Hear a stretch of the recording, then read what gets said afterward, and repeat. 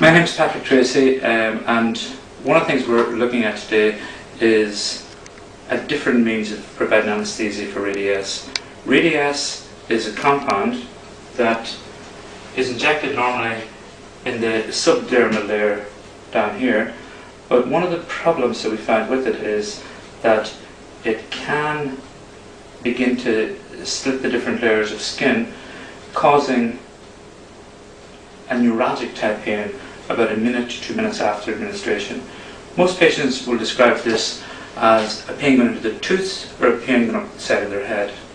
Now, what we've tended to do to date is use lignocaine given as a dental block, and this will provide adequate anaesthesia for the procedure, but unfortunately also the patient will have resultant paresthesia of the area for possibly between 1 and 2 hours afterwards, which may not be the most comfortable thing.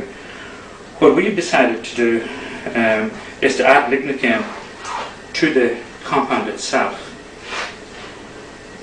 The company doesn't tend to do this because it makes it unstable, and we do it by administration of a 3-way tap that we attach to one end,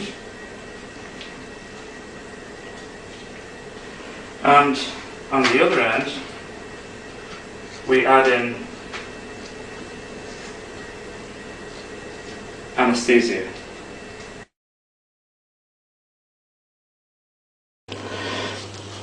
Normally the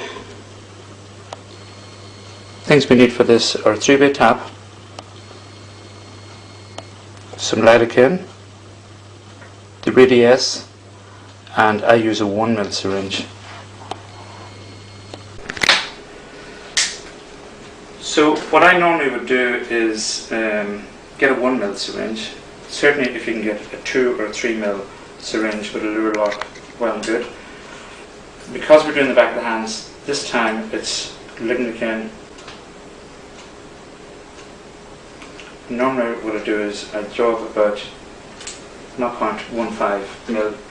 We run about a 10% ratio. And so we run these back and forward about 10 times.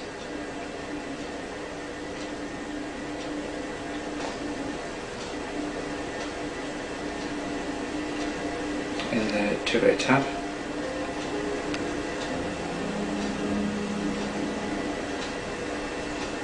Okay.